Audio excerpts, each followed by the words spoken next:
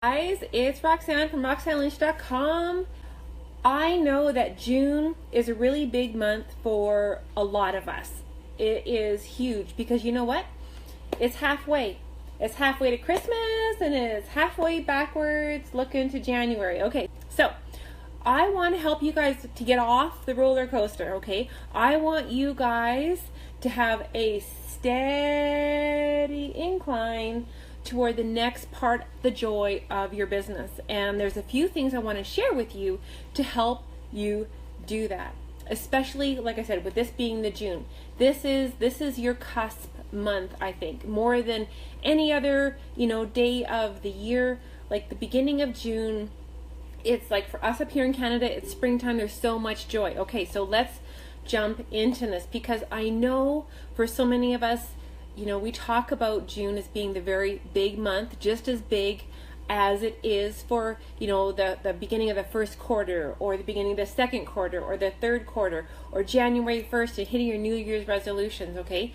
Because right now there is a lot of joy, but so much reflection. So that's what I want to help you guys get off the roller coaster, because we know that this is so true that, and as you guys know, I've always got my notes on the side here, we have to recognize the pattern of ourselves, the pattern within our business, the pattern of our behaviors, the pattern of our results, of what we're doing. Because when we're analyzing and reflecting upon our behaviors, it's our patterns and our behaviors, the choices that we have and do within our life, that affect the results within our business. So let's have some fun with this, because if we're focused more than just the busy work, but when we are focused on the right tasks within life in our business, that's when we get results. When we're out there hoofing it on the trails, we're going to get results to do with our body and doing our body good and getting those happy endorphins racing through our blood veins.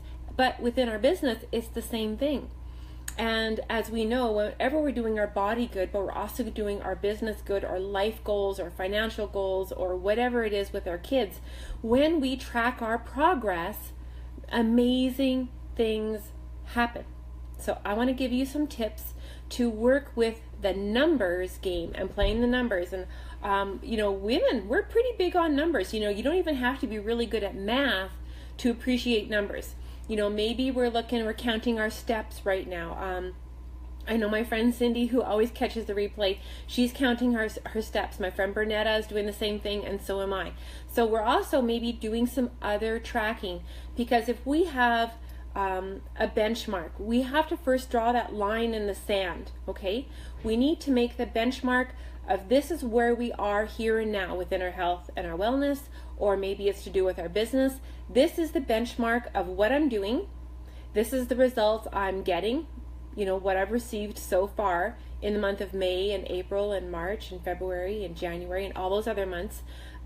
And then the tracking, okay? Then begins the tracking. And any person to do with any aspect of business, like I said, or health and wellness, they actually have us do some tracking. They have us write down what we do in our day. They have us maybe write down what we eat or what we drink or how much water we drink. We have a benchmark of where you are. Then the next task is to track what we do, or, so we can then make a plan. Okay. Once we've done that tracking, we can set a goal.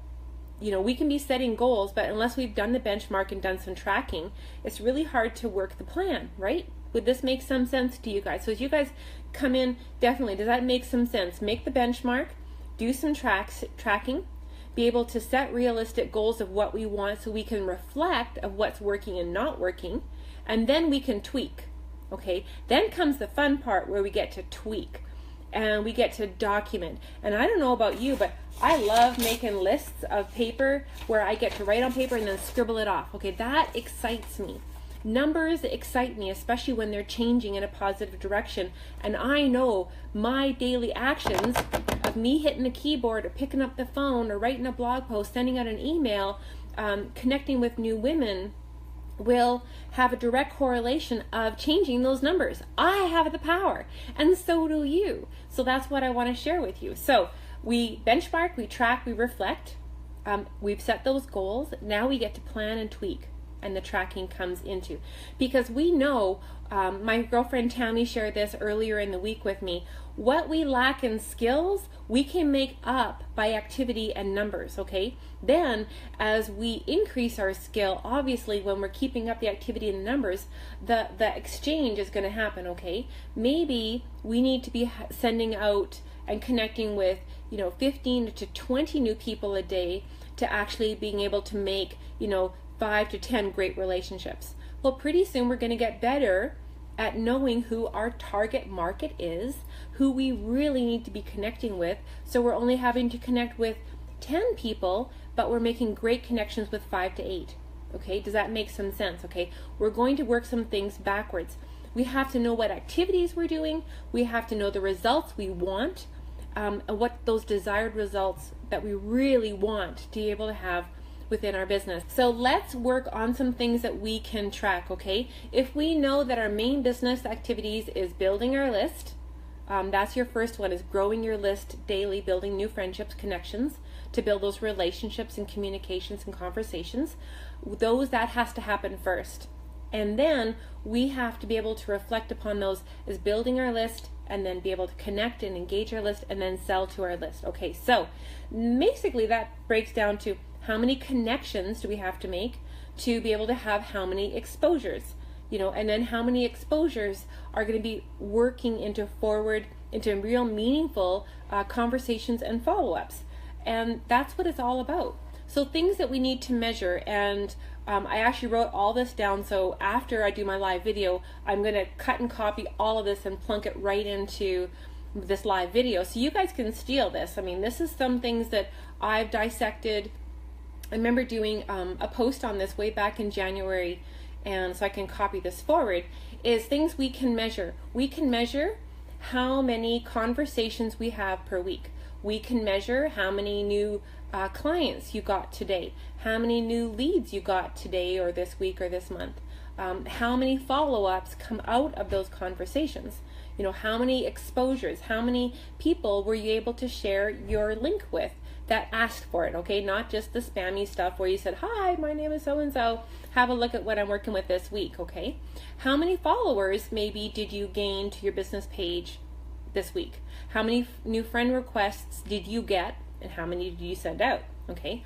How many emails did you send out this week to your newsletter list? How many blog posts have you done this week or this month? What else is really curious is, what is your opening rate on your emails? I don't have a huge email list. Like my email list is less than 500, but I have almost a 25 to 30% opening rate.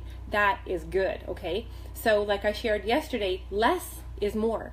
Okay, so how many posts did you do on your fan page and your personal page today?